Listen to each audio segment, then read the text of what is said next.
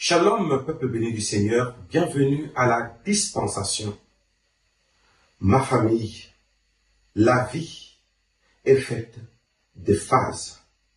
Aujourd'hui, nous allons découvrir la 4e phase de notre vie. C'est comme un livre qui a des chapitres. Tel que nous sommes là, tel que Dieu nous a conçus à partir de ses pensées, il a prévu une ligne de conduite. Il a automatisé des phases, des réalités que je vais nous dire, je m'inclus. Aujourd'hui, tout celui qui tirera attention à ce que je dirai aujourd'hui comprendra certaines réalités et le miracle va les caractériser. Prions. Oh Dieu Tout-Puissant, merci pour ce temps, Seigneur. Rafraîchis ma mémoire. Fais que je puisse parler fidèlement, parlant comme annonçant les oracles. Et pendant que je serai en train de parler, transporte-moi encore, pour que je puisse dire des choses fraîches, des choses que je serai en train de voir à titre de rappel. Oh mon Dieu, je bénis ces instants et je bénis tous les bien-aimés qui me suivent et qui se demandent qu'est-ce que le prophète dira encore aujourd'hui. Seigneur, utilise-moi, parle au travers de moi et dis-nous ce que tu veux nous dire à propos de cette 4e phase de nos vies. Alléluia. Je bénis ces instants en ton nom merveilleux, Jésus-Christ. Amen. Oh mon Dieu. Mais du coup, j'ai des larmes. Mais je vais me retenir. La 4e phase de la vie, c'est le temps. Nous avons parlé de plusieurs réalités, mais la 4e réalité qui est devant nous, c'est le temps. Le Seigneur me montre, avant que je vous parle de l'extase, il me montre une réalité sur le temps.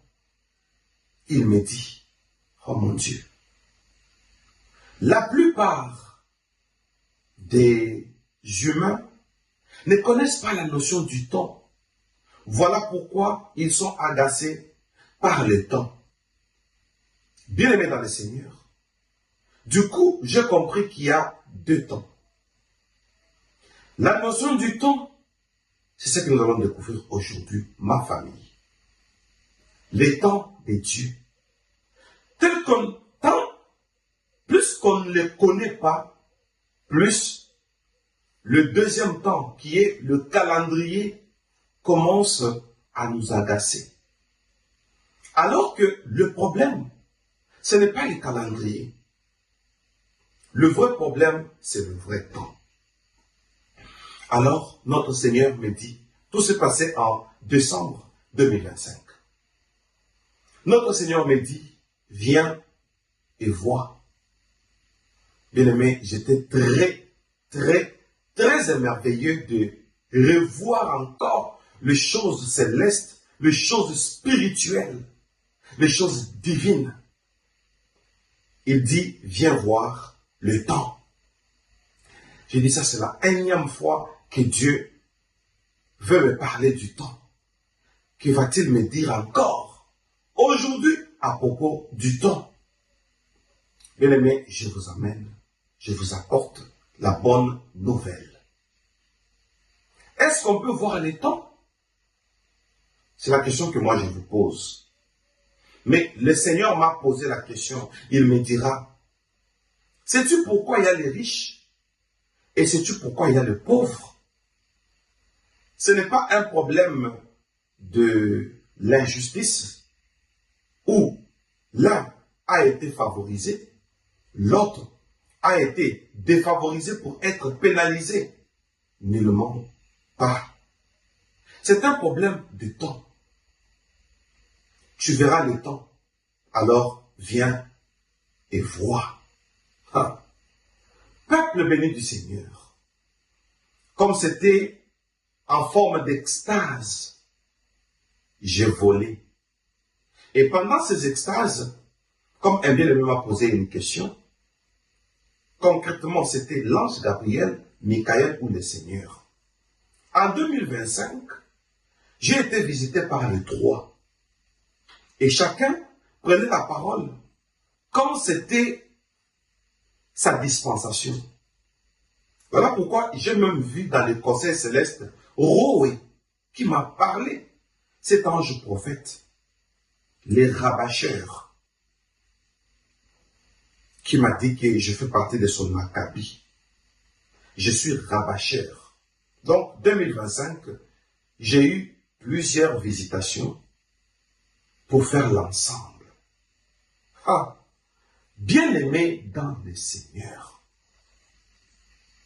Je partais dans les zones célestes pour voir les temps, pour voir aussi, comprendre pourquoi il y a les riches, pourquoi il y a les pauvres, et on continue la liste, sur la loi de la polarité.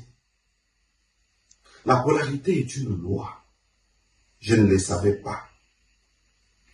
Ma famille, le Seigneur Jésus-Christ m'a transporté. Déjà, nous étions dans les hauteurs.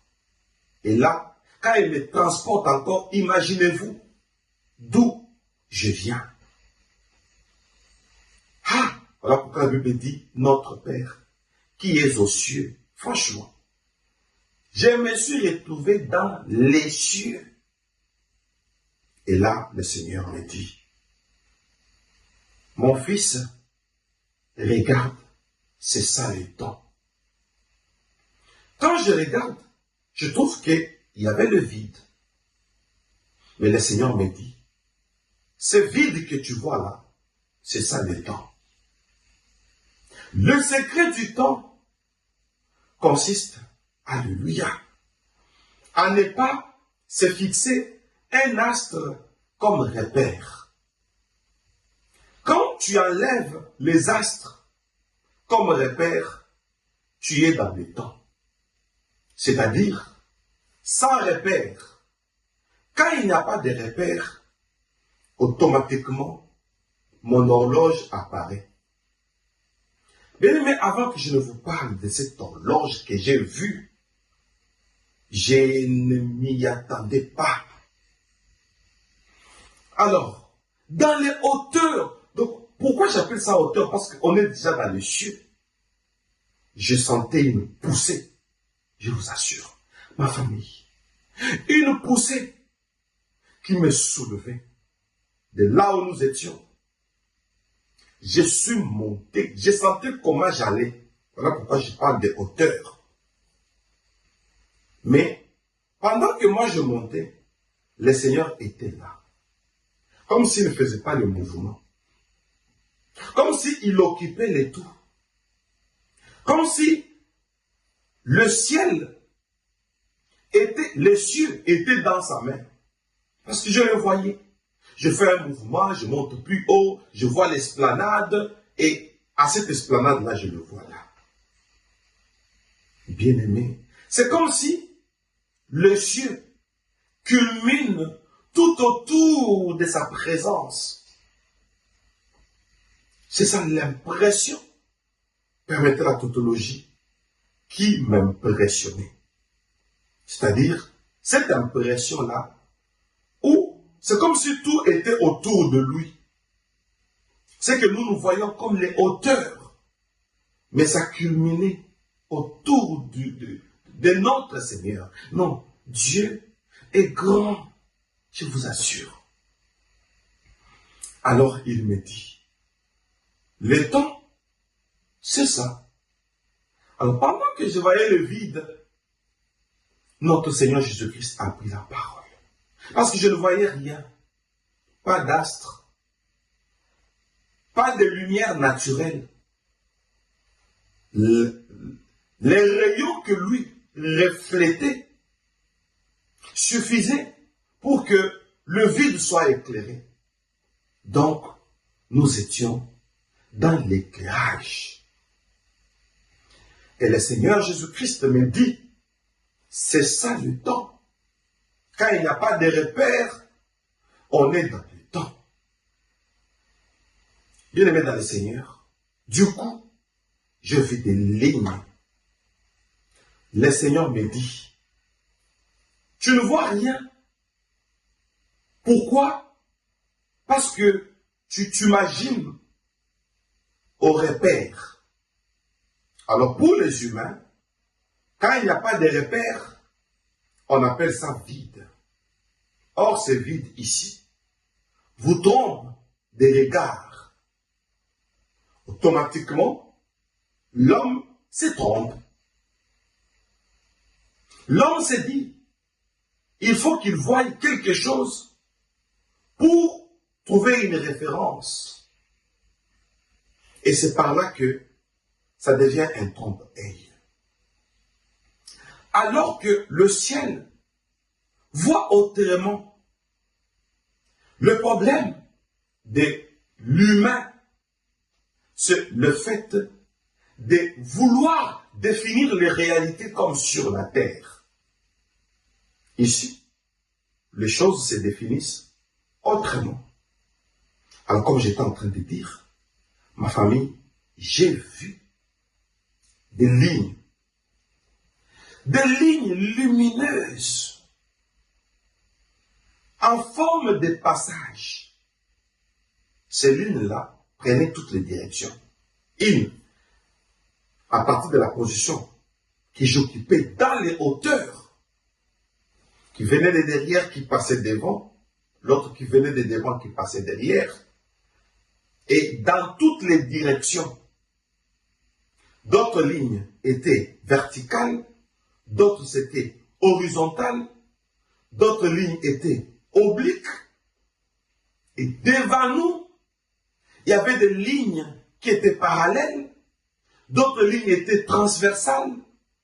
Bien aimé, j'ai vu un encombrement de lignes lumineuses et toutes avaient des couleurs. Plusieurs couleurs. De belles couleurs, comme je vous ai dit autrefois, des couleurs vives. Et notre Seigneur Jésus-Christ me dit, pour calculer le temps, ici, on tient compte des passages. Si ce qui doit passer par telle direction passe par là, c'est le temps. Tant que ce n'est pas encore passé, il n'est pas encore temps. Bien-aimé, le Seigneur Jésus-Christ m'a fait comprendre que le temps, c'est le passage. Mon fils, regarde, c'est ça le temps. Quand je regarde, je trouve qu'il y avait le vide. Mais le Seigneur me dit, ce vide que tu vois là, c'est ça le temps.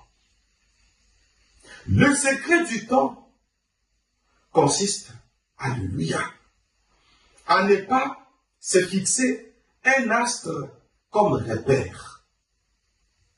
Quand tu enlèves les astres comme repère, tu es dans le temps. C'est-à-dire, sans repère. Quand il n'y a pas de repère, automatiquement, mon horloge apparaît. Mais avant que je ne vous parle de cette horloge que j'ai vue, je ne m'y attendais pas. Alors, dans les hauteurs, donc pourquoi j'appelle ça hauteur? Parce qu'on est déjà dans les cieux. Je sentais une poussée, je vous assure, ma famille. Une poussée qui me soulevait de là où nous étions. Je suis monté, j'ai senti comment j'allais. Voilà pourquoi je parle de hauteur. Mais pendant que moi je montais, le Seigneur était là. Comme s'il ne faisait pas le mouvement. C'était l'ange Gabriel, Michael ou le Seigneur. En 2025, j'ai été visité par les trois. Et chacun prenait la parole comme c'était sa dispensation. Voilà pourquoi j'ai même vu dans les conseils célestes Roé qui m'a parlé, cet ange prophète, les rabâcheurs, qui m'a dit que je fais partie de son Maccabi. Je suis rabâcheur. Donc, 2025, j'ai eu plusieurs visitations pour faire l'ensemble. Ah, bien aimé dans le Seigneur. Je partais dans les zones célestes pour voir les temps, pour voir aussi, comprendre pourquoi il y a les riches, pourquoi il y a les pauvres, et on continue la liste, sur la loi de la polarité. La polarité est une loi. Je ne le savais pas. Ma famille, le Seigneur Jésus-Christ m'a transporté. Déjà, nous étions dans les hauteurs. Et là, quand il me transporte encore, imaginez-vous d'où je viens. La puissance incroyable. Et quand il largue, tout tremble. C'est-à-dire, l'onction là nous fait trembler. Bien-aimé, j'ai tremblé. Je vous assure, ma famille, notre Seigneur